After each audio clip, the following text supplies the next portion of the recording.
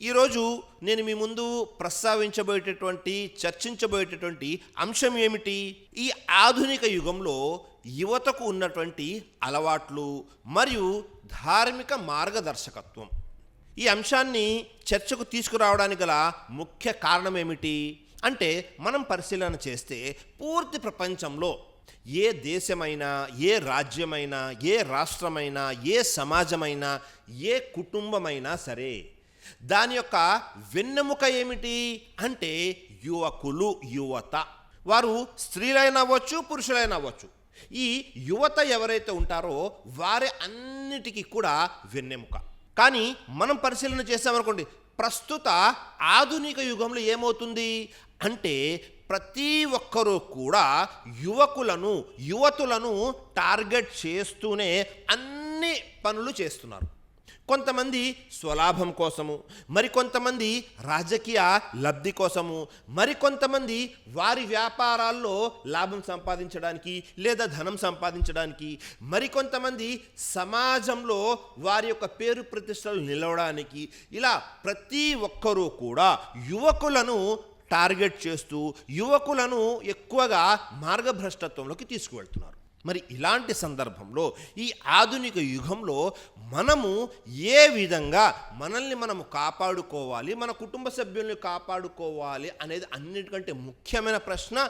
అందులో మరీ ముఖ్యంగా యువకులు ఎవరైతే ఉన్నారో, యువత ఎవరైతే ఉన్నారో, వారు స్త్రీలైనా అవ్వచ్చు, పురుషులైనా అవ్వచ్చు, వారిని కూడా మనము ధార్మికంగా ఎలా మార్గదర్శకత్వం వహించాలి అనేది నేటి మన అంశం. మనం పరిశీలన చేశామనుకోండి, దైవ ప్రవక్త ముహమ్మద్ సల్లల్లాహు అలైహి వసల్లం వారు ఈ విధంగా తెలియజేస్తున్నారు. అబ్దుల్లా బిన్ అబ్బాస్ రజియల్లాహు అన్హు వారి కథనం, బుఖారీ షరీఫ్ యొక్క హదీస్. నియమతాన్ మక్బూలున్ ఫీహిమా కసీరుం మినన్నాస్ అస్సెహతు వల్ ఫరాగ్. ప్రజలకు సృష్టికర్త అయిన అల్లాహ్ ఇచ్చినటువంటి రెండు ముఖ్యమైనటువంటి వరాలు ఉన్నాయి. కానీ ఎక్కువ శాతం మంది, కసీరం మినన్నాస్, ఎక్కువ శాతం మంది ఏం చేస్తారు అంటే ఈ రెండు వరాలను, ఈ రెండు అనుగ్రహాలను వృధా చేస్తూ ఉంటారు. ఏమిటా రెండు అంటే, మొట్టమొదటిది అస్సెహతు, ఏదైతే ఆరోగ్యం మనకు దొరికిందో ఆ ఆరోగ్యాన్ని. రెండు వల్ ఫరాహ్, ఏదైతే సమయం మనకు దొరికిందో ఆ సమయాన్ని. ఈ రెండింటినీ కూడా అతి ఎక్కువ మంది దుర్వినియోగం చేస్తూ ఉంటారు. ఈ రెండు విషయాలు మనం పరిశీలన చేస్తే చూడండి, మనము యవ్వనంలో ఉన్నప్పుడు మనకు ఎలాంటి ఆరోగ్యం జరుగుతుంది? మనము కేవలము అశ్రద్ధ కారణంగా, మన ఆరోగ్యాన్ని పట్టించుకోని కారణంగా అనేక మంది యవ్వనంలో ఎంత ఆరోగ్యంగా ఉంటారో వయసు పైపడే కొద్దీ వారికి అనేక రకాల ఆరోగ్య సమస్యలు వస్తూ ఉంటాయి. అలాగే సమయం, ఈ సమయం కూడా మనకు యవ్వనం ఎక్కువ సమయం దొరుకుతుంది. ఆ సమయాన్ని మనం ఏం చేస్తాము? వృధాగా కాలక్షేపం చేస్తూ ఉంటాము. ఎలాంటి పనికి వచ్చే విషయాలు ఏమీ ఉండవు. అలా మనం వృధా చేస్తుంటాము సమయాన్ని. కానీ ఒకవేళ ఎవరైనా సరే వారు ఈ రెండు విషయాలు, ఆరోగ్యము మరియు సమయము, ఈ రెండు విషయాల్ని కలిపి వారు సద్వినియోగం చేసుకుంటే సుబ్హానల్లా, వారు అనేక ప్రయోజనాలు పొందుతారు. వారు ఇహలోకంలోనూ ప్రయోజనాలు పొందగలుగుతారు, పరలోక పరంగా కూడా ప్రయోజనాలు పొందగలుగుతారు. కానీ ఎక్కువ శాతం మంది ఏం చేస్తుంటారంటే ఈ రెండింటిని దుర్వినియోగం చేస్తుంటారు. మనము పరిశీలన చేశామనుకోండి, ప్రపంచంలో అనేక మంది యువకులు విఫలమవుతున్నారు. ఎందుకని విఫలమవుతున్నారు?